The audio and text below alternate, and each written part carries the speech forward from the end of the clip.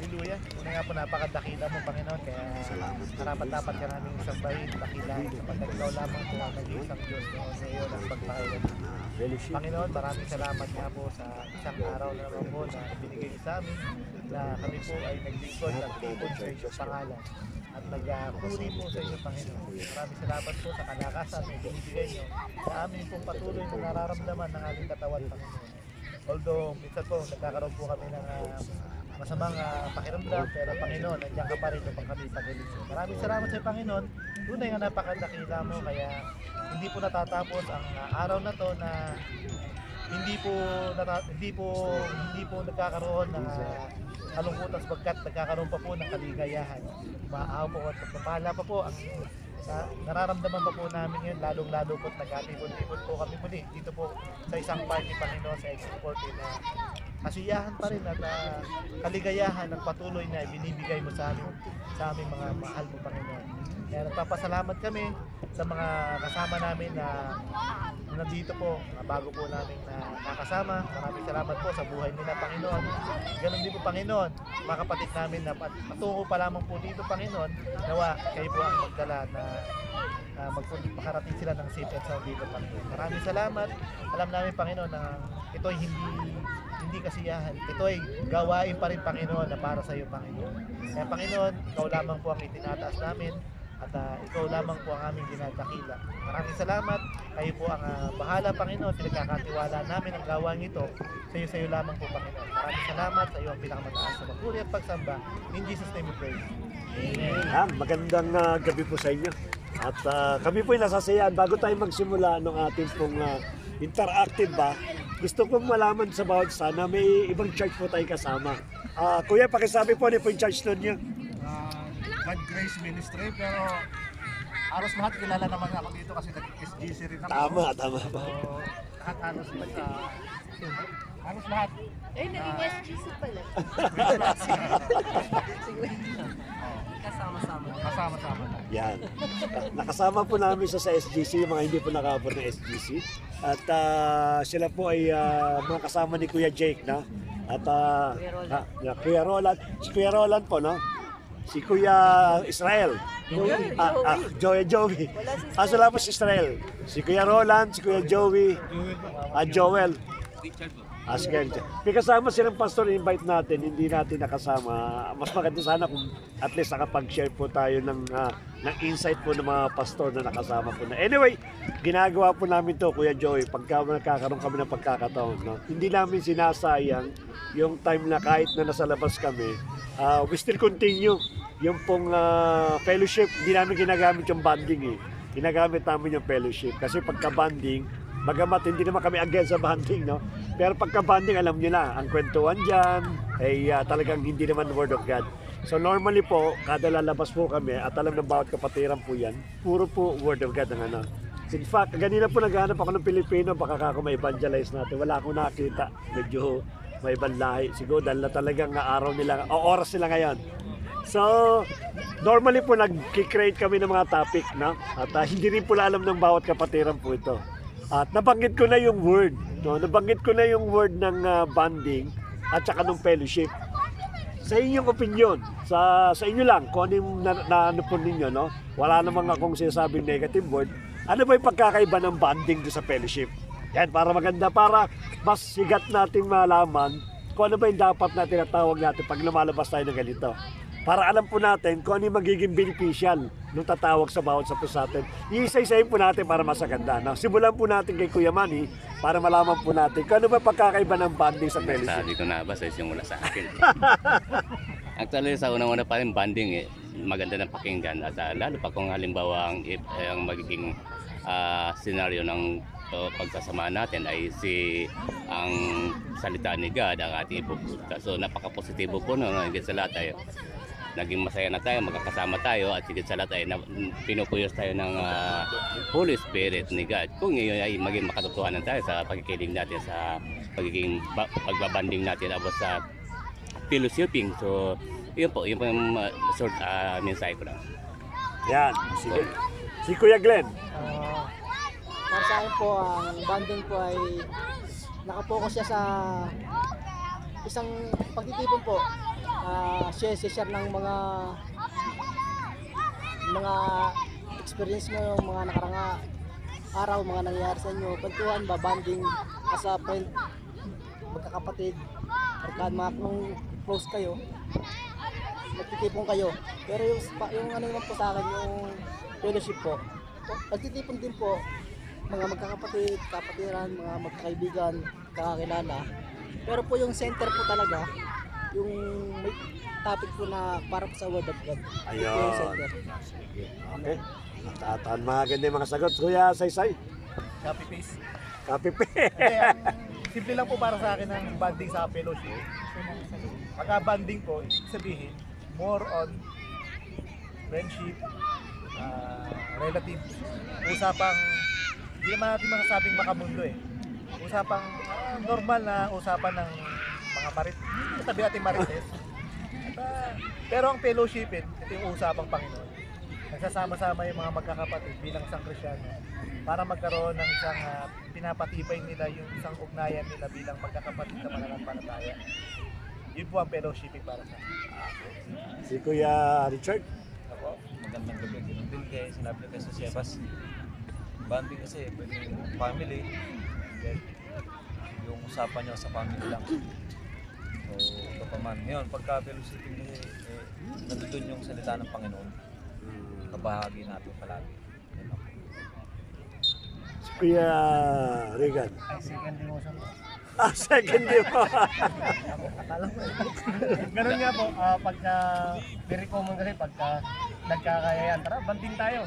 Yun, ang nagiging usapan lang or ano, is nagiging parang formal lang na magkakaibigan, mag-family. Unlike sa fellowship, huwag lang fellowships. Iba kasi yun eh. Pag fellowship kasi, nagiging center dyan is yung nagiging Christ-centered ang pag sinabi natin fellowship. So, yun po, pagkakaunawa ko. Ayan. Si Kuya. Ang sa akin ang banding kasi is pwedeng magsama-sama ang isang grupo na kahit hindi mo siya kasamaan sa pananampalataya. Okay. So ang fellowship kasi is nagaya din sa atin na tumanggap na kay Kristo bilang ating tagapagligtas. Yun ang masabi kong fellowship kasi tayo ang nagsasama na tumanggap na kay Kristo. Walang mayroon doon na hindi tumanggap kay Kristo. Gusto ko sagot na yun Kaya, Isa kang henyo. sa kanya. Kaya Joey. Para sa akin, ang banding, ang fellowship, ang banding kasi sa mga magkakaibigan sa kasamaan, ang banding natin. Kumbaga, meron din kasi pagbibigayan ng mga puro-puro natin, yung mga problema, usap-usap bigayan.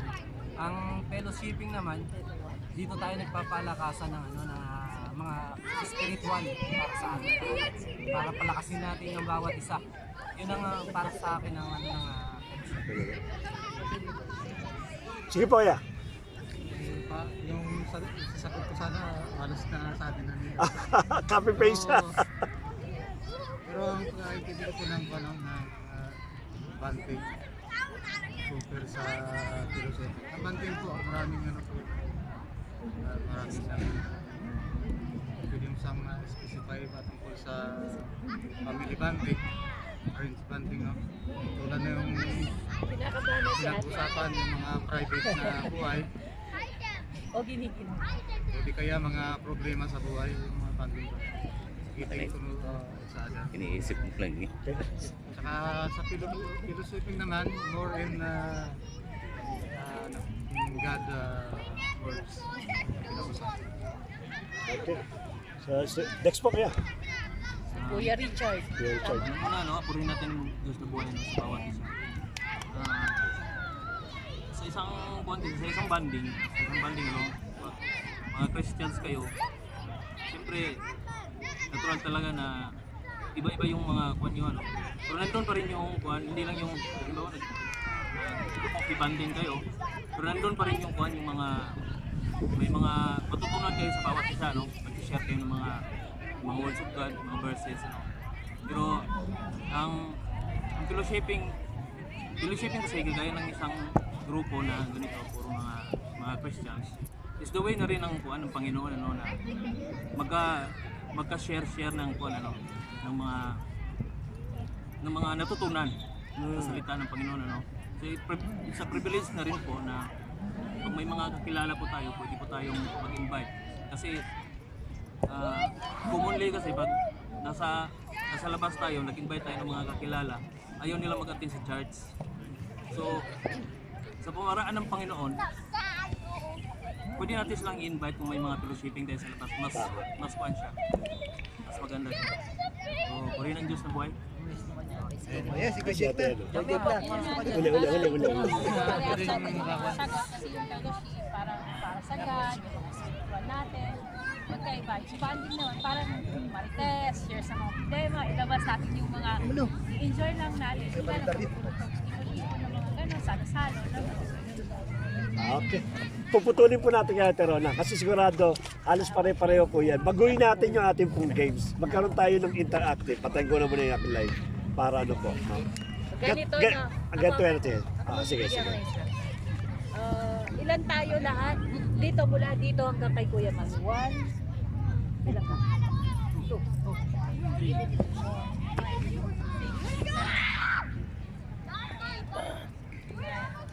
10, 11, 12, 13, 14, 15, 16, 17, 18, 9. So, count tayo ng 1 to 9. Ay, hindi. Sige, 2, 4, 6, 8. Hanggang kay Kuya Richard. Grupo kayo dito, ha? Kayo yung grupo. Kay Kuya. Kuya, ano pala mo rin? Joel. Joel. Grupo kayo, ha? Okay. Pag ganito yung ano natin, ang laro natin, mechanics.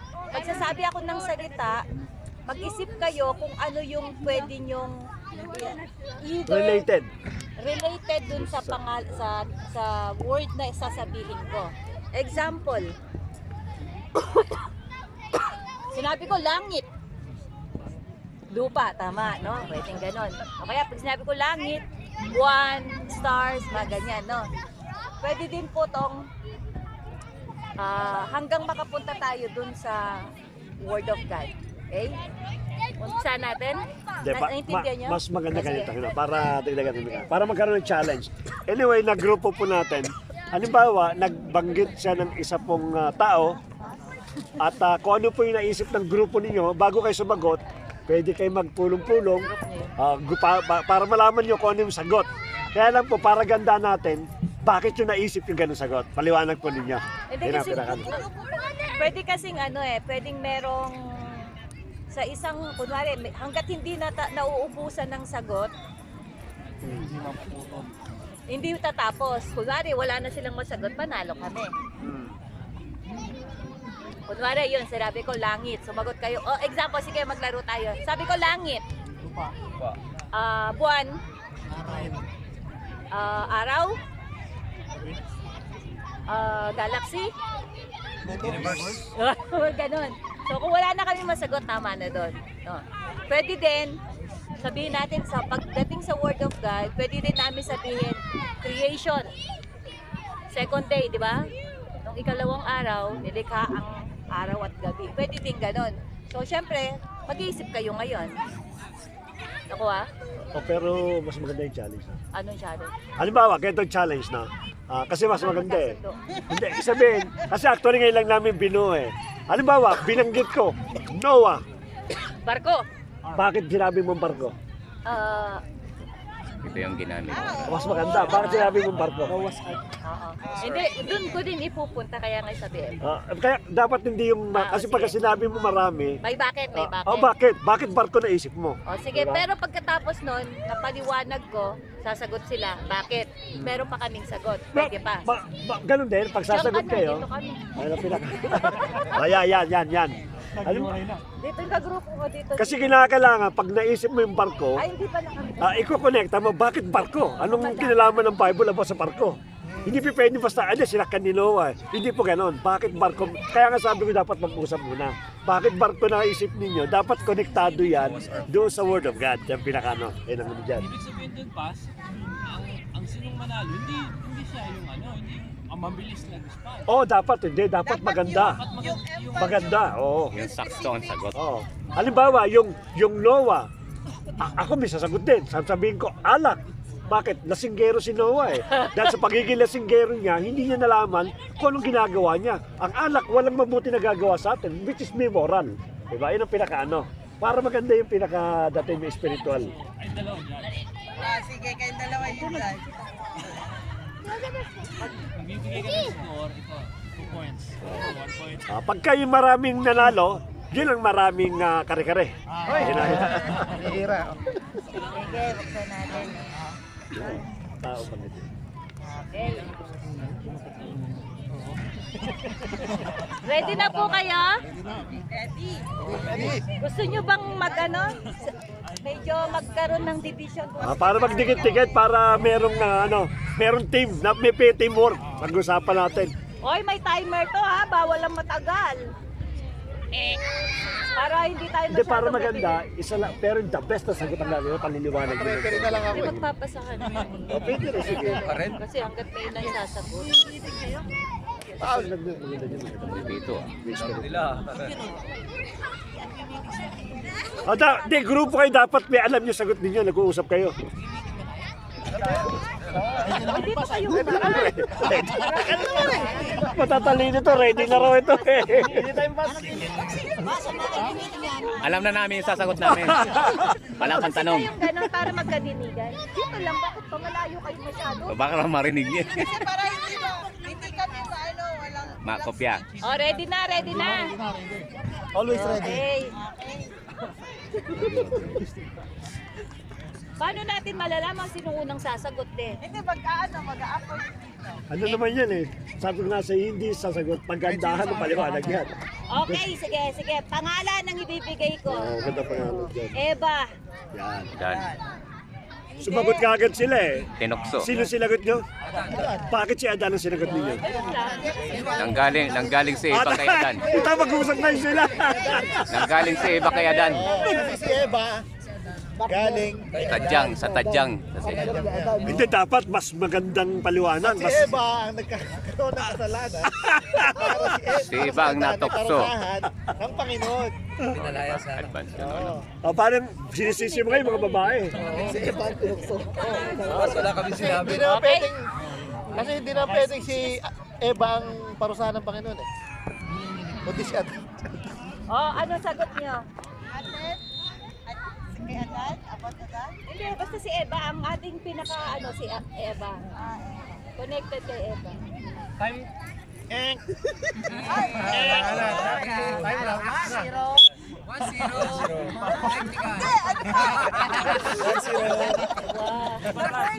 First woman Referee, sabi ng referee. of humanity. First mother. Mother of all humanity. Okay, pwede. Next. Si Adan ang unang taong nilikha ng Diyos. Mhm. Hindi, si Eva, si Eva. Kailangan si Eva. Si Eva? Oo. Anong connection niya kay Eva? Si Eva ay asawa ni Adan. Ayun. Ang unang nilikha ng Diyos. Ayun. Next. Nanay ni Abel at Cain. Yun pa rin yun eh. Okay. Amen. Nanay niya Belat kayo. Tama. Okay, next. Si Eva ang best friend ni Satanas. Bakit siya naging best Hindi, friend? dito to. Nagre-reklamo. Reklamo. Oh, Siya yung kinausap ni ano eh. lagi sila nag-uusap. Oo, yun sila eh. Sabi niya, tikman mo to. Kaibigan. Asawa pa sa'yo. Pwede yun eh. Tama. Tama yun. Kasi sadik-sadik sila eh. Tayo na. Oo. Next. Uy, kayo na. Kay about Eva. Eva, di pa tapos. Pag wala na kayo nasagot, tapos na. Kami na ba? Sila pa. Tayo. Sila. Di pa tapos. Siya ang unang nagkasala. Siya ang unang tinukso na. Happy pizza. Nasagot na nila yun. She's the way na-open yung understanding ng human. Pwede. Pwede. Yung Good and knowledge. evil. Tama, Okay. pwede. So, Sino pa? Si Tenen! Eva ang nanay ni Cain. Ay, Ano, sinabi sa niya? pati ni Abel. Abel. Sinagot na. Nakikinig.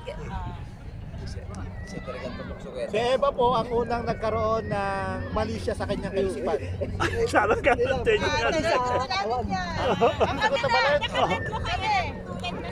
Eva, balik. Eh, lalo na, wala na. Meron pa? Si Pwede. Tama. Si unang pagbutas daw. Sinabi na namin siya ang unang tinukso ng Pero hindi niyo sinabing pinitan. Siya pupunta. Tama. Pwede. Tayo. Pwede. Kayo. Hindi, meron po. Si Eva po ang una nakaranas ng nangangalit. Tama. Bakit? Grabe sa meron. Si Eva ay ginawa sa pamamagitan ng tadyang. Tadyang na Adan. Ay, nasagot na ni Kuya yan eh. Wala na. Si Eva ay tinukso ng ahas. Meron na. Tapos na. Sinabi na. Hindi pa. Ito pa. Kung hindi dahil kay Eva, hindi tayo maghihirap ng ganito. Dahil nung Hindi, panganganak binanggit na eh. dahil sa kasalanan, kaya kailangan nating paghirapan ng ating kakainin. Bakit si Eva lagi yung inaano nyo? May related. Bakit siya sinisisi nyo lagi? Sa kanya kasalanan. Si Eva ang sumuway sa utos ng Panginoon. Siya ang unang sumuwi. Ang prutas ng buhay. Oo, siya ang kauna-unahan. Kami. Oo. Si Eva ang ginawa ng Diyos na maging companion ni Adan. Tama. Pwede. Helper. unang tao lang. Companion and helper. Okay. Si Eva po ang kauna-unahang babae sa mundo. Yun. Tapos na yun. Sinabi na yun. Tapos na yun. Sinagot ko na yan. Si Eva ay na-create mula kay Adan. Tapos na. Si Eva ay babae. Si Eva ay isa po lang buwan. Okay. Maganda po. Ano? Maganda. Sabi ko sa inyo, ang yayabang nyo, pila-pila kayo ganyan, wala nang. Trial yan. Trial pa. Tawanan pa lang ito. Tawanan pala. Trial pa lang pala. Trial pa. May sagot pa kami. May sagot pa. Oy, bawal lang mag-research ha. Magaling yung sasagot na yan. Siya. Sige, dali. Magaling yan. Si Pastor Richard. Ang dahilan kung bakit nagkaroon ng kamatayan. Uy, sagot ko na yun ah. Dahil sa Sagot na kanilang yun. Nasabi na yun. Kamatay na sabi yan. Oo. Nasabi na yun. Si Eva ang nanay ni Seth. Nasagot Nasabi na na yun. rin yan lahat eh. Hindi, si Adan at Hindi, Adan si Seth lang. nga pala, anak ni Edan yun. Anak ni Eva tsaka ni Edan, si Seth. Si Panibago anak Eva yun. Una yun. ang lola ni Abraham.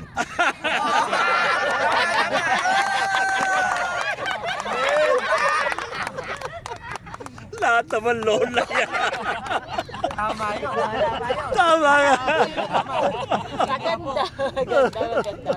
Sige, ito naman ang follow-up question. Okay. So, sino nanalo, no? Sila nanalo. O, ito follow-up question. Bakit nung kinain ni Eva yung apple, hindi pa nagalit ang Diyos sa kanya? Nung kinain ni Adan ang apple, tsaka lang nagalit ang Diyos. Dahil si Adan ang pinagsabi. Palagay ko, kunin natin to. Sinong kumukuha una? Hindi. Okay na. Okay na. Basta palta. Si Sa dahil Mukayman na si Adan ang binigyan ng pag-advise ni Lord Jesus Christ. Pinaunawa ni Lord Jesus Christ ang magiging kalalabasan basta kinain nila yung isang puno ron. Actually hindi ubas yun, hindi apple yun, isang puno ang binanggit doon sa Garden of Eden. Sa kanya raw binigay kay Adan ang Binilin. Siya ang kinausap. Bakit nga ba si Eva ang kinausap ni Satanas?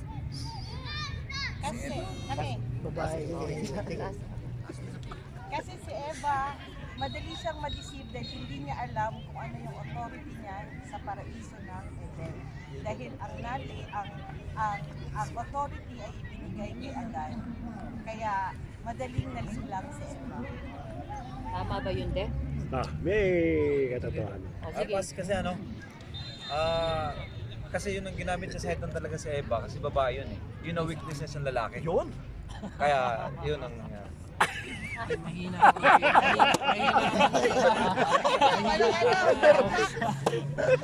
Una pa lang pala, under na yun. Ano sasabi Kuya Joey? Kuya Joey? Ano? Sumakit ang ulo ko dun ah. Ay, hindi, yun may sinasabi sila. Ayun, mas maganda, ano? Mas mahina ang babae kaysa sa lalaki. Di po, ang tunayan po niyan, kaya Dan po talaga pinagkatiwala yung authority para pamahalaan ng buong mundo. Kaya po hindi siya kinakausap nung ahas kasi busy po siya. Ah. Eh si Adan po kasi pagala-gala, alam niyo naman yung babae. Dito yung panahon pa lang, pamol-mol, alam niyo naman. Nakita kayo siya nung ahas. Ngayon po. Masyaping Nakakita ng alas. Mahilig ka magtatanong ng ganyan. Yan. Kala ko nakakita ng alas eh. Uma-approve si kasi po. Tama. Panalo kami. Parang totoo eh. Si Eva, bakit si Eva? Kasi kaming mga babae are made by emotion. At kaya siguro madaling nakapenetrate si Taning dahil logical, men are made logical but women are made emotional and we are using our emotion. Kaya nga we are the helper. Yun nga yung Ate Antrona. Kasi nga, babae nga ang ginamit ni Saitan. Mahina eh. Kaya tayong mga lalaki, dapat tayo maging malakas. Sinong mahina? Teka, sinong mahina? Aming mga babae. So, sa macho nga, di ba? Kahit hanggang ngayon, babae ang pinapain ni Bakit kayo nagpauto kay Eva? Bakit nyo kinuha yung apple? Ba't kayo kumagat? Kasi pas ganito, nung kami nagpauto, hindi pa kami nakakilala sa Lord. Hindi. Ang pinag-uusapan natin si Eva at si Adan, hindi ikaw. Uy na ako. Teka, ang pinag-uusapan natin si Eva at si Adan. Bakit nga ba sumunod si kung na kay Adan ng authority? Kung sinasabi nyo nasa kanya yung authority, bakit siya sumunod kay Eva? Ba't niya kinagat ang prutas? Kasi pas mahal niya si Eva eh. Mahal. Yun ang binigay sa ng Panginoon, ito magiging partner mo sa buhay. Kaya nga diba galing si Eva sa tadyang ng isang lalaki. Kaya mahal niya, so Naniwala siya. naniwala niya, susunod kasi mahal natin yan. Kasi kung anong bili natin yan, kahit na mahal na yan, bibigyan natin kasi mahal natin. So doon na... Ito, bigay mo. Ito, follow-up question. So, follow-up question para ano? Bigay mo rin yung tamang sagot. Kaya nga pas yung babae kailangan magpasakop sa lalaki. Kailangan talaga isakop sa lalaki. Pabibligan naman yan. Pag sinabi nila gusto kong bumili ng ganito pas, hindi pwede. Tama. Pagpakita mo, lalaki kami. Lalaki talaga masusunod. Lalaki ang may authority. Pero Kasi may susi, uwian na.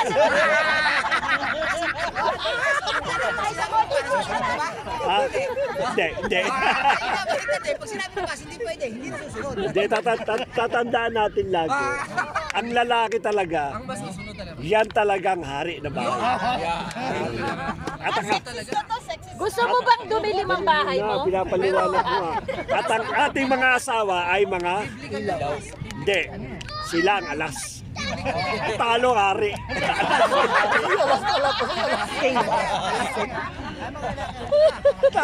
Hari lang tayo, alas sila eh. Biblical po yan. Ay, ang bahay, pag madilim, mahirap pag ano. Paliliwanagin namin yan. Kami Paliliwanagin ang ilaw ng tahanan eh. Sa labi bitana eh. Kami ang ilaw ng tahanan. Kasi ang sabi talaga, ang mga babae ang ilaw ng tahanan. At ang lalaki ang haligi ng tahanan. Kasi ko sabi nung bata sa YouTube eh. Speaker ng tahanan. Di anay. Di ba, tinanong sa school nung bata, o ano ba ang ano? Ang sabi niya, ang nanay, ilaw daw ng tahanan. O ang tatay, lasenggaw. Adik. Ito, follow-up question to, maganda to, follow-up question. Para mas maganda yung ating discussions, sino rito ang naniniwala na ang ating Diyos ay pinakamakapangyarihan? Absolutely. Lahat tayo, di ba? Ngayon ang question is, bakit inallowed ng Diyos o hindi niya napigilan si Lucifer, si Satan, na tuksoy ng babae? Kung siya ay makapangyarihan at kita niya ang lahat ng bagay, at nakikita niyan yung ahas ay nandoon na para tuksoin si Eva. Kasi naniniwala ako, hindi bakit lang isang immediately araw yun eh, no? na siya ay biglang bumaba at pinatay niya yung ahas, okay, pinatay niya yung ahas, bakit hindi niya napigilan? Dahil sa free will. Sige, mamaya tama tayo na. Sige, bakit? Binigyan kasi ng Panginoon ang human ng free will. Okay. Yun ang law na hindi kayang baliin ng Ama. Okay. At dahil sa free will, binigyan niya tayo ng choice. Okay. So si Eva ay binigyan ng choice ng Panginoon to choose between good and evil. Okay. And also in this scene, gusto ding makita ng Panginoon ang kanyang glory sa ating mga tao. Okay, because ginamit niya yung free choice, no? Maganda po yun. Si Kuya Man, anong Yan kansan? na yung nasagot ko, free will. Copy paste? Hindi, nasagot ko na. Nauna ko nabanggit yan. Wala siya nakauna eh. Sa inyo po, bakit hindi niya? Hindi ba kayo nagtataka? Bakit di nga pinigilan ng Diyos itong si Satanas para hindi na matukso si Eva? Sana wala na tayong kasalanan ngayon. Perfecto, sana tayo. Sana nasa paraiso Oo, tayong lahat. Naglalakad ng bukod-ubad, walang Alam naman po natin ng Panginoon na napaka-makapangyarihan. Okay. Alam natin wala namang magagawa si Lucifer kapag kumilos ang Panginoon. Ngayon, kung papatayin ng Panginoon, ang si Satanas, unfair naman yon. Bakit po? Paano po malalaman ng although makapangyarihan ng ating Diyos, paano niya malalaman ng isang tao kung magkakaroon ng pagsubok kung sa kanya ba o sa Lucifer? Kasi po, tayo naman talaga nilalang tayo dito para paglingkuran siya, pero dahil nga sa kasalanan tayo ay walay sa kanya. Subalit, bakit niya inaalaw na magkaroon ng mga trahedya, problema ang isang tao para malaman niya kung sino talaga ang tatawagin niya. Yun lamang po. Okay, para malaman kung sino pinaka... Sige, Ate Jessa. For the creation, si Satan is the fall na Okay. down into the yes. And ginawa ng Panginoon ang creation at inutusan niya yung angel, si Satan, to bow down sa human. And nagalit yung Satan and binigyan siya ng authority ng Panginoon to test the human na ginawa ng Panginoon kung itong human ba ay susunod sa utos ng Panginoon o susway sa utos ng Panginoon.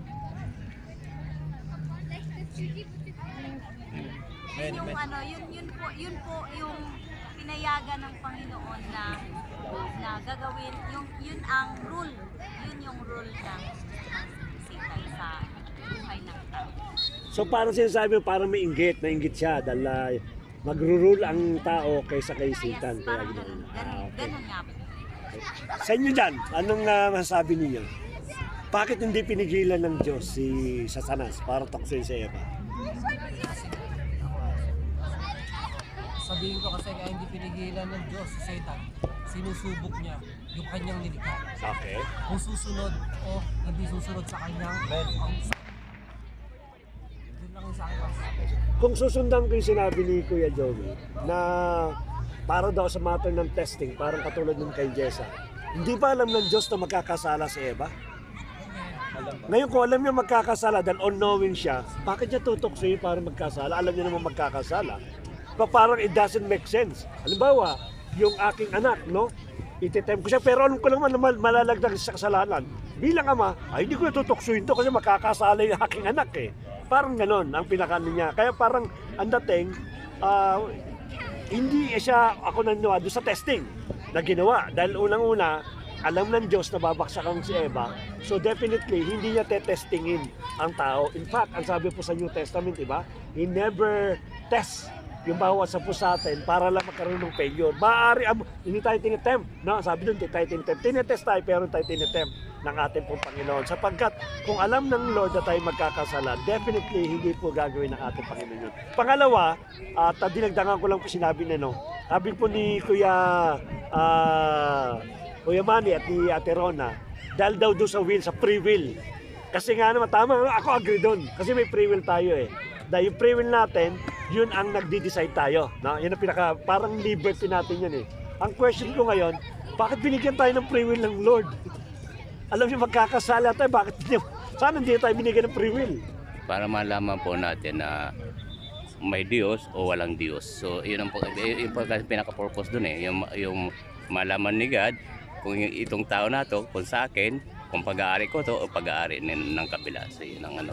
Para malaman. Okay, si Ate Rona. Ako pas, pinaka-context ko dyan is, God is all-knowing, omnipotent, omniscient, all-knowing God. So, kung hindi tayo binigyan ng free will ng Panginoon, paano niya i-execute yung glory niya sa buhay natin? It is all about the glory of God.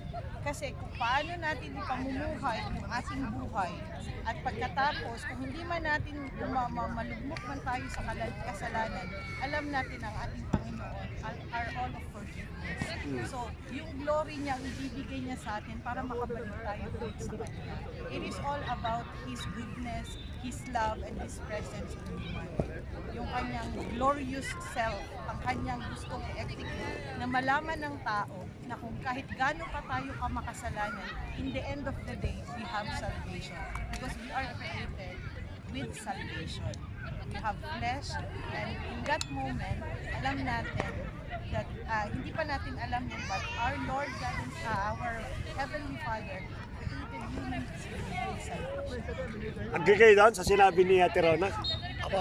Ha? Agree? Walang... Walang ano? Walang kukontra. Walang kukontra.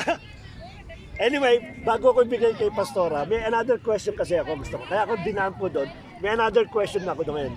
Ang question ko ulit, kasi dire-diretso ang konektado eh. Anong ginagawa ng masamang puno sa gitna ng perfect na Garden of Eden? Anong ginagawa doon? Diba meron yung pinagsimulan ng puno na nagkasala sila eh. Anong ginagawa doon sa perfect na Garden of Eden? Bakit nilikha ng Diyos yung puno na masama na yun? Di ba kasi yung fruit of Knowledge. Hindi. Tama, may fruit of life, may tree of life doon at merong, magkatabi sila eh, sa center eh. Meron silang tree of knowledge of good and evil. Dalawa yan. Okay?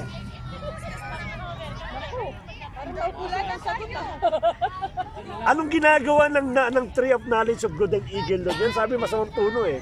Bakit nasa gitna ng ano? At sino nagtanim? Definitely, ang Diyos ang nagtanim yan. Bakit may tinanim na masamang puno ang Diyos? Okay, bakit mo masabi? Kasi di ba hindi naman tayo stagnant as a creation of our God. Hindi niya tayo create na maging robot.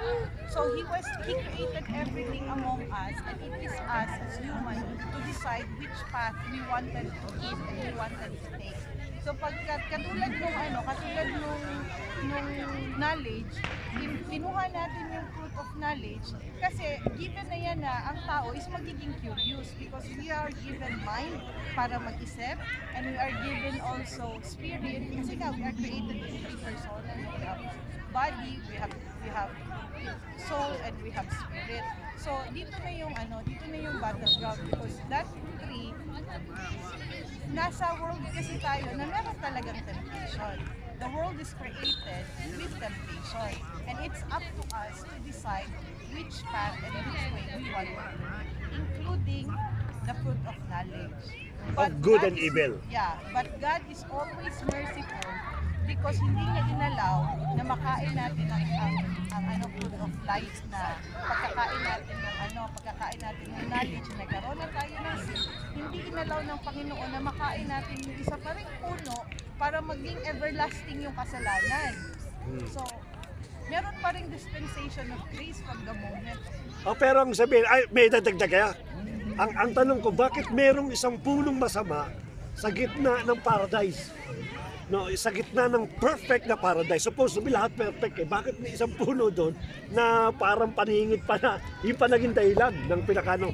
At definitely, kung ang Diyos ang nagtatag ng paradise, siya lahat nagtanim ng puno, siya nag-provide. Bakit siya nag-provide ng isang puno na masama ang na maalam ang masama at mabuti? Bakit hindi nilang mabuti tinanim niya para sa ganun kahit anong kainin ni Eva at Edan, mabuti sila? Diba? Kung tutusin natin, sa summarize natin, yung puno na yun na naging dahilan talaga ng kasalanan. Kung wala yun, wala naman tutukso si Satanas eh. Bakit siya nandun sa gitna ng Garden of Eden? Ang lahat po kasi yan ay nakaayon sa kagustuhan ng Panginoon. Ako agree po dyan. Pero ang tanong ko dyan, Kuya Sai, bakit nasa gitna siya? Halimbawa, etong garden na ito, lahat ito perfection yan. Perfect lahat yan. But suddenly, there is one tree na alam ang masama at mabuti. Kasi masama eh. Bakit meron sa gitna ng Garden of Eden? Para sa akin yung puno na yun ang binivisualize nyo sa atin mismo ay ating pinakapuso mismo. Kung halimbawa may sa dalawang senaryo, kung anong titimo sa ating puso, o ito mabuti o masama. Now, kung kahit nandoon yung masama o nandoon yung mabuti, nasa atin pagpapasya kung saan tayo dadako, saan tayo po, kung sa masama o sa mabuti. So, iyon na magiging yung puno, magiging parang sukatan sa pagiging tao natin. Si Kuya Richard, sige. Yung past, sama ganun din po. Kasi parang may choices ka eh. Sinabi na sa'yo ng Panginoon, huwag mo itong galawin kasi dito ka mag-create ng kasalanan. So meron tayong pagkakataong pumili kung dito ka sa bad o sa good. Parang tayong Christian. Kaya nga po, pag tinanggap natin ng Panginoon, it means huwag na tayong no turning back. Huwag na natin gawin yung natin ginagawa. So yung puno na yun, ito parang ganito, itong kabilang kaldero mong kainin. Kasi pwede ka mong may mangyari na sama. Ere ang kainin mo kasi ito yung magandang makakabutis mo. So doon pa lang sa creation sa Genesis pa lang, pwede ka na pumili kung saan ka kabahagi. Ano ang pipiliin mo? Doon tayo sa bad, sa good. Sa good. Kaysa doon sa bad. Kaysa sa bad. Ngayon ang question kasi doon, para mas malinaw, no? Para mas maintindihan. Kasi may yung question ko medyo tricky din eh. Ang question ko ngayon, ang Diyos natin, kailanman hindi siya pwede magtanim o mag-produce na masama. Wala siyang kakayanin. He's a perfect God. Wala siya pwedeng gawin o likain na masama o makakasama. Yun ang pinakano po yan. Hindi, wala sa karakter ng Diyos yun. Ibig sabihin, bagamat gusto natin magkasala, sometimes ba, parang ang Diyos nagkakasala ba, hindi siya pwede magkasala. Kasi wala sa kakayanan niya yun. Wala sa kanya isipan, wala sa karakter po niya. Kaya hindi siya pwede magtanim o maglagay ng masamang bagay. Yung pong knowledge of good and evil, is this a bad tree or no? No. Why? Yeah. Specifically, kasi lahat ng creation doon past is created by God. Okay. And there is nothing wrong with all of the creation. Okay. But there is a law that has been given to Adam and Eve. Kumbaga binigyan sila ng rules. Okay. The only the sin committed when they break the rules. It's not it's not about eating the fruit. It's about breaking the rules. So, yun po. Kasi yung puno na yun is fruit of knowledge. Eventually, hindi din siya masama. But God specifically gave an instruction. The same thing when God gave us the laws. So, yun ang unang law na ibinigay ng Panginoon sa land. And yun din ang unang disobey ng tao. It's about the law, it's not about the tree. Yun. Yun po yun, no? Okay, maliwanag yung sinabi niya, no? Kasi minsan may mga misconception about the paradise. Ang sabi nila, bakit may masamang puno sa gitna ng paradise? Actually, tama yung binanggit ni Ate Ron, na-agree po ako doon. Lahat ng creation within the paradise, lahat po yan perfect. Yung pong knowledge of good and evil, it is also perfect tree. No? Nagkaroon lang siya ng distinction when God gave an order. Nag-order siya, huwag mong kakainin ito, that's it. Yun na po yun. Yung puno na yon, hindi mo na dapat galawin. Hindi dahil sa nanalalaman niya yung kaalaman ng mas mabuti at masama. Actually, kala nila yung fruits, yun lang nagbukas sa isipan ng dalawa ng masama at mabuti. Hindi po yung fruits. Yung disobedience ang siya puno. Kaya yung puno, walang kinalaman yung no bearing. Yung pong disobedience ang siya pong nagbigay ng kakayanan sa tao para malaman niya kung ano masama at mabuti. Hindi po yung bunga, kundi yung pong disobedience sa direct order po ng ating Panginoon. So there is no such bad tree inside the Garden of Eden. Lahat po yan perfect po. Yun po. Okay, next question! Pwede po magdagdag? Sige po. Sige po. Di ba po tayo nagkaroon nung tayo pinanganak, nagkaroon na tayo ng kasalanan. It is sinful sin. Natawag, di ba po? Ngayon, ang lahat po ng nilikha ng Panginoon, ayon po sa Kanya, is talagang mabuti. Like po ang internet. napakabuti po niyan kung gagamitin natin sa mabuti. Tama. Pero kung gagamitin natin sa masama, hindi po siya maganda. So ibig sabihin po, talagang nasa ating sarili, ang paggawa ng masama or good. Tama. Yun lamang po. Tama yan. It is our choice. Okay po ba yung ating laro? Amen. Natututo na tayo, nag-enjoy pa tayo. Amen. Okay, second question. Sino panalo kanina? Nagre-reklamo. All one. Nagre-reklamo. English lang kay Tirona, sabi ka. Tama. Parang isa lang sagot kasi English yun. Tinagalog lang namin. Sagutin ko yung manin, in English lang eh. Okay, next. Pag sinabi kong Sodom, Gumura. Buti na laging hindi naging mura. sabi ko nga Sodom, sinagot nila Gomodo. Ano ngayon, iba pa? Ano yun, Pas, ang nangyari kasi doon? Paggunaw ng Sodoma. Magbigay ka muna ng Si Ayan. Lot, kunyari Lot. Oh, sige, si Sodom. Asin. Asin, salt. Ayan, yun ano. Alam po natin yung Sodom at Gomorrah, no? So, nangyari po doon. Makikita natin yung lesson natin doon, ha, dito. Yan. Nabasa yata ang Genesis eh. Si Abraham po, binigyan sila ng malawak na area po, di ba? Ngayon, nagkakaroon po sila ng pagtatalo. Itong si Abraham, siya yung uncle ni Lot. Tama po ba? Ngayon, nagkaroon po sila ng pagkakatalo kasi yung mga livestock nila, yung cattle nila, itong area na to, kinain na lahat. Crowded na. So tingnan natin, yung uncle, bilang uncle ka, you have the authority po, no, di ba? So ano sinabi ni Abraham? Sabi niya, Lot, mamili ka kung ano sa'yo dyan. Saan mo i-ano yung mga livestock mo. Kasi yun na yun sa'yo, o yung natira, yun po yung sa akin. So nakita po natin, ano po nangyari, instead na magkaroon ng away, isinantabi po yung ego at saka yung pride, kasi yun doon yung authority ni Abraham eh. Ngayon, ano nangyari? Yun na po yun, yung Lot at saka Gomorrah. Ngayon, si Prophet Abraham, nagkaroon po na siya ng maraming lupain. Kasi pumunta po siya, sige, doon ka sa south, dito po ako sa north. Hindi po yung nangyari. Yung lesson po natin doon, iset aside po natin yung ego, yung pride, i-bless po tayo ni Lord. Tama. Tama po ba? So, ganun po yun. Pastor. Okay. Pastor Arnold. Next. Meron pa dun, mahaba ang kwento na yun. Sa Gomorrah, ginunaw ng Panginoon. Ay, ang ginunaw. Bakit ginunaw? Dahil Bakit siya is, ginunaw? kumbaga makasalanan na, lahat ng kasalanan doon ay, kumbaga naging, At ito rin ang naging dahilan para maging asin yung asawa ni Lot. At Sa laman, sa tomboy, bakla. Tama. Sila ng imuran. Tama sagot si sila. Lot lang ang nakaligtas dahil bago gunawin ng Panginoon, pinalabas siya ng Hindi ko naman pero Sinabihan sila ng Panginoon na huwag mo lilingon. Huwag nang Huwag nang lilingon.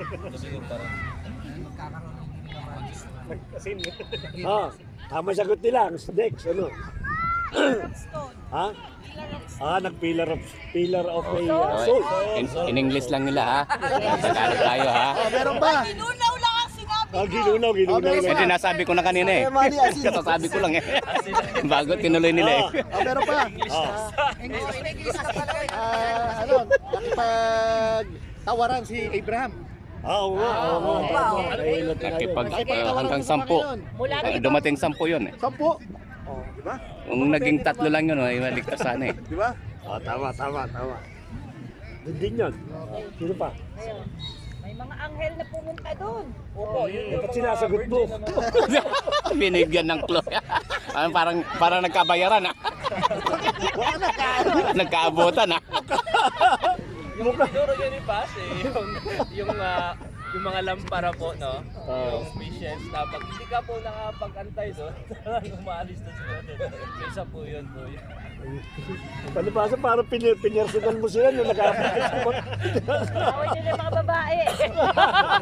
Okay, panalo kami doon. Oh, next. Hindi, meron pa sagot si Kuya Arnold eh. Ay, kayo naman, kayo. Sumagot siya eh. Meron pa? Meron pa sumagot siya eh. Kayo naman. Si Abraham. Sabot na. Hindi, si Lot ang ano eh. Sinabi mo na Anong si si Abraham? Abraham. Opo, si Lot. Tiyuhin niya si Abraham. Sinabi niya na yun. Binigyan ng babala si Lot Ha? para sa mga tao. Okay. Binigyan ng babala si Lot na kausapin ang bayan na yon. Okay. Para kasi darating na ang paggunaw eh. Kasi napakasama na ng bayan nila eh. Binigyan ng babala lahat pero walang nakinig. Oh.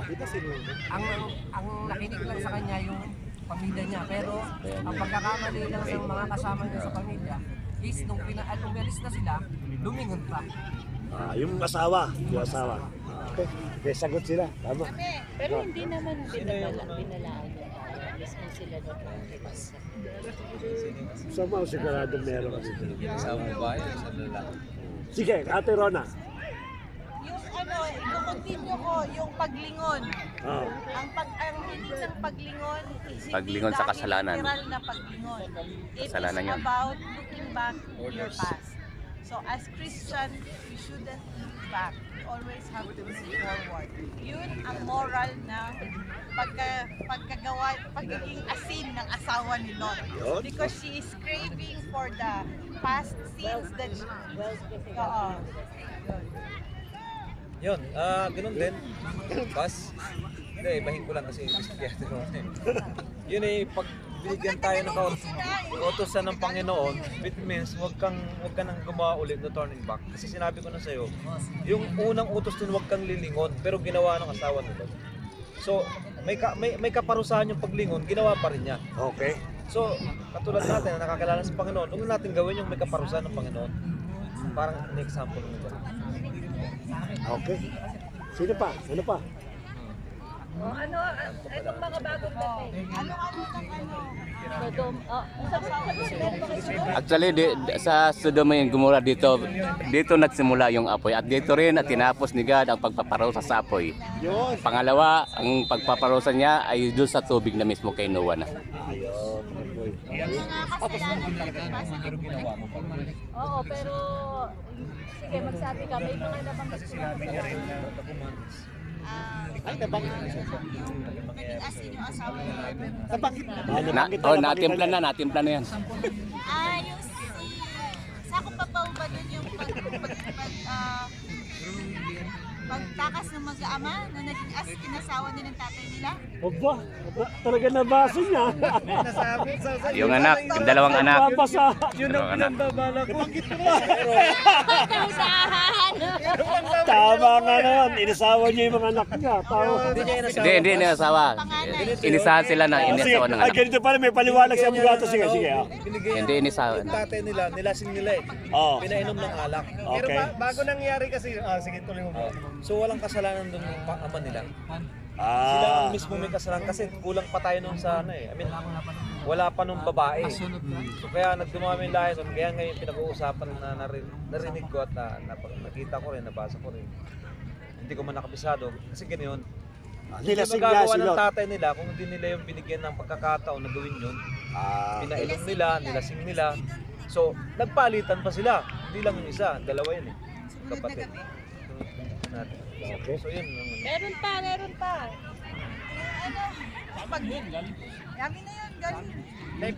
Bago kasi nangyari yun, ang akala ng family na yun is the whole world is nilusaw.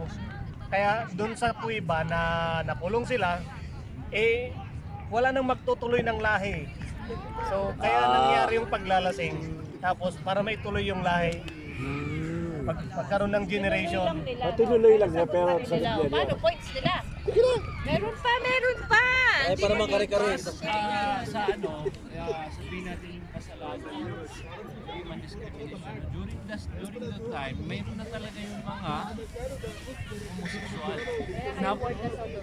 So doon pinapractice na nila doon talaga. So, talagang makikita natin na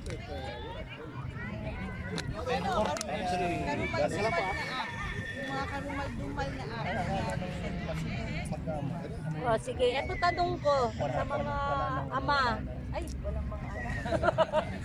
Sige, tanong na lang. Kunyari, may mga kapatid naman kayong babae, no? Kasi di ba nung ililigtas sila Lot, may pinadalang mga anghel. Tapos nung malaman nung mga taga-Sodom na may bisita si Lot na mga anghel, hindi nila alam na anghel yon. Ang sabi, ilabas mo yung mga bisita mo at sisipingan namin. Di ba? Kasi nga, uso na doon ng sodomy. Yung lalaki, nire-rape nila. Ang sabi ni Lot, huwag niyong pakialaman yung bisita ko. Eto na lang 2 anak ko na babae. Ibibigay ko sa inyo, gawin niyo sa kanilang gusto ninyo. Kung kayo yung nasa sitwasyon na yun, gagawin niyo din ba yun? Hindi. Hindi pa eh. Si anak mo yun eh. Anak. Tatay na tatay ka agad. Anak anak ko yun. Kaliwaling. Anak ko yun eh. Pagkaisipang tao, yun po pwede. Anak, on the spot. Pero pag yung nakaunawa tayo sa pagiging God, yun ay isasakripisyo natin. Kasi noon, ang moral is hindi talaga high. And before, ang mga babae talaga is part of the bargaining sa pagpapalawak ng land, sa pagpapalawak ng power. Kasi tayo yung nag-produce ng air. Kaming mga babae ang nag-produce ng air. Kami ang gumagawa ng mga magagaling na mga generation. Ang generation ni Abraham galing sa amin. Naniniwala ako dyan, pas talaga ang babae ay malakas. Oh, parang bigla ka. Parang nagkakabayaran ah. Kanina ka dito. Pas, ikaw tapos. Kung walang lalaki. Ay. Oh, ang tanong ba? Paano kayo dadami? Balingbing. Ayun sila, anak sila ng mga tatay nila. Scientifically true. Pero, wala ba kayong Actually, nagsimula yung adultery doon sa 2 anak. Na anak ni Abraham. Eh, doon nagsimula.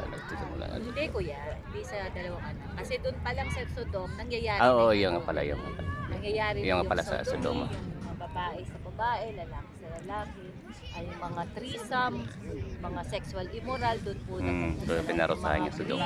patayan, lahat na po ng klase ng kasalanan na doon. yung sexual intercourse with animals. Oh, kasama. Ayan, yung mga ganun. Mga bakla. So makikita natin dito, ganun. So makikita natin dito sa Sodom, kaya talagang tinupok ng Panginoon, talagang sukdulan yung kasalanan. Kasi, bakit mo masasabing sukdulan ng kasalanan? Kasi hindi mo na na-recognize na anghel yung mga bisita, di ba?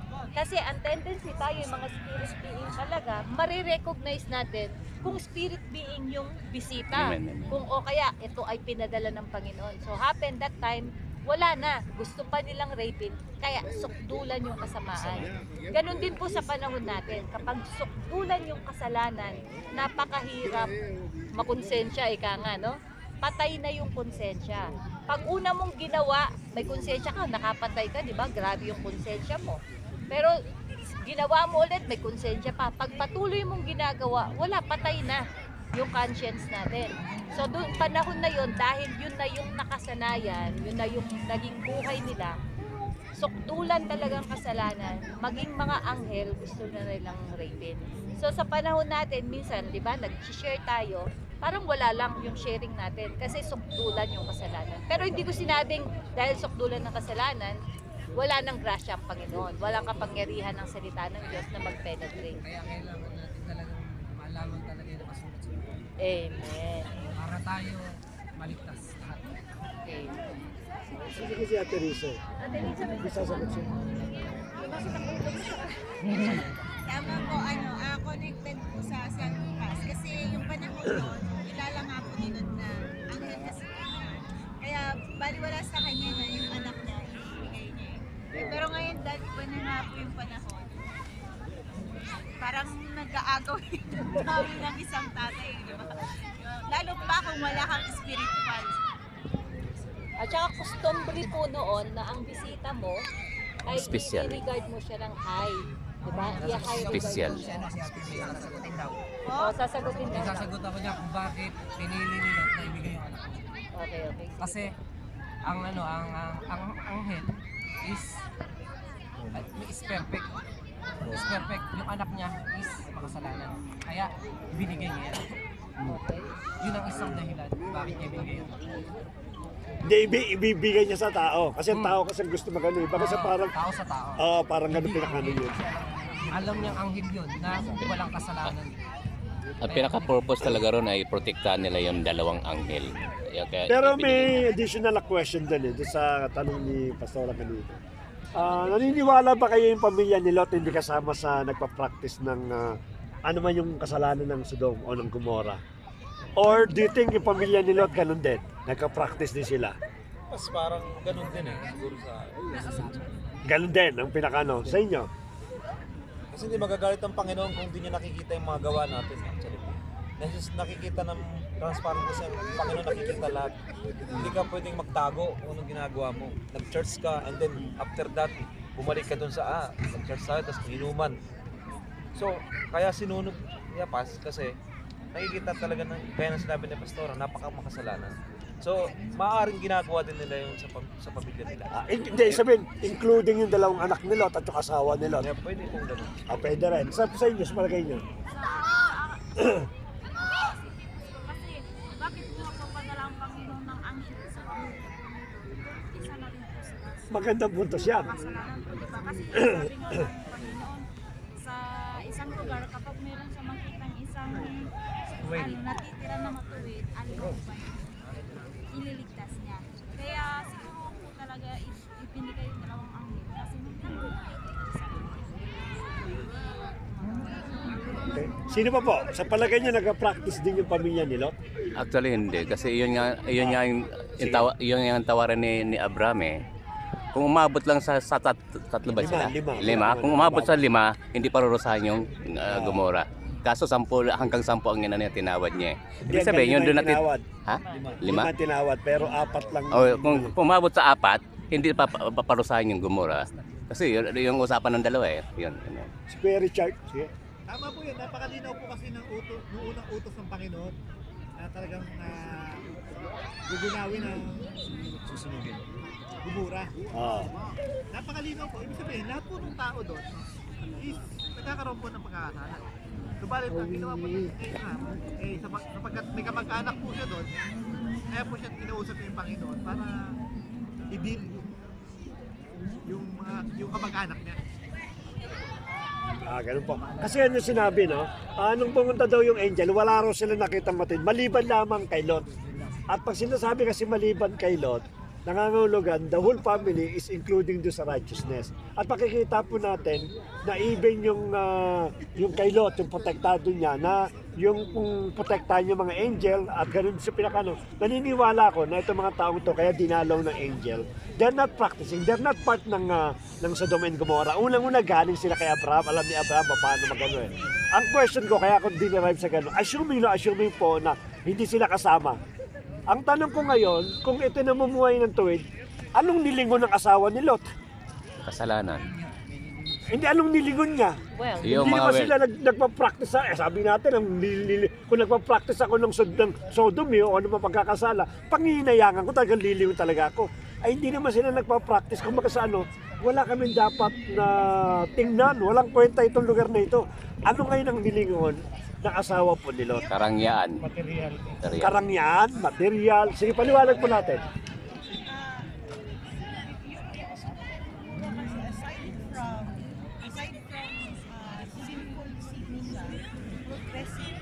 Okay. So, kasi nangyayari, commonly, once the country or once the city becomes progress, sins arise.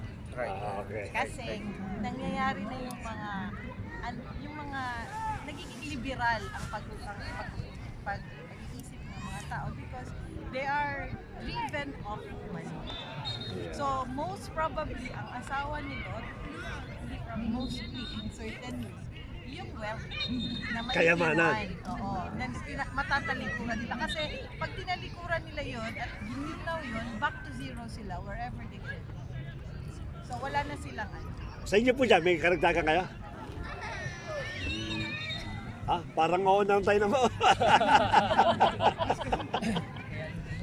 Opo, bakit siya lumingon?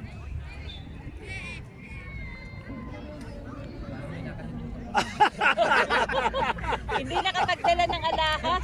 Tama. Pinalimutan kaya lumingon. Tama kami naninimutan, nagalalingon eh. Isang reason siguro, Pas, kasi sinabihan, mag-asawa kayo. Imposible din mo sabihin ng asawa ko, na huwag kang lilingon. Oo Ito po, yung sinabihan yan. utos. Pero bagamat si Lot ay naniniwala sa Panginoon, maring asawa niya hindi ganun katibay ang paniniwala. So sumuway pa rin siya. Mayaman kasi talaga sila eh. Mayaman talaga yan. Mayaman talaga sila. Babae pa rin sumuha. Babae. Nagsimula ang kasalanan sa babae. Hanggang kay nadamay lang po kami. Ang gusto nila, ang masakap ang lalaki. Ayaw mo pasakot. Ayaw nila magpasakot.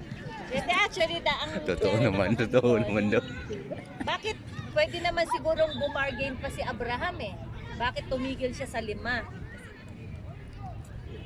Wala na talaga. Wala Malagay. nang nakita. Hindi, bakit hindi? Bakit 3 na lang? Para sure, di ba? Kasi, o kaya 4. Kasi ano eh, Dalawang anak, tsaka dalawang mag-asawa. anak, tsaka yung mag-asawa.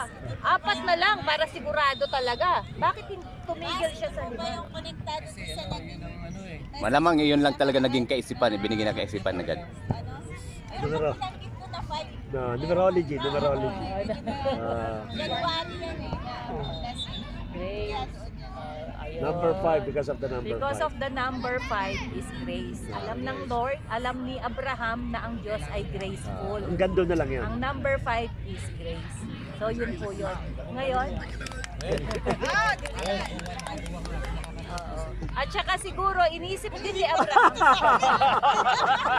Okay, isa na lang.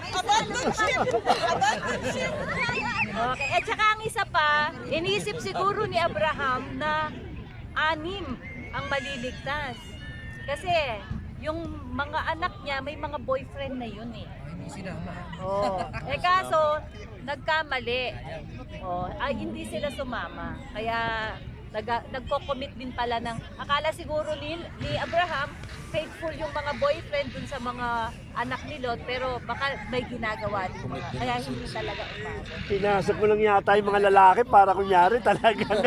Makabawi lang.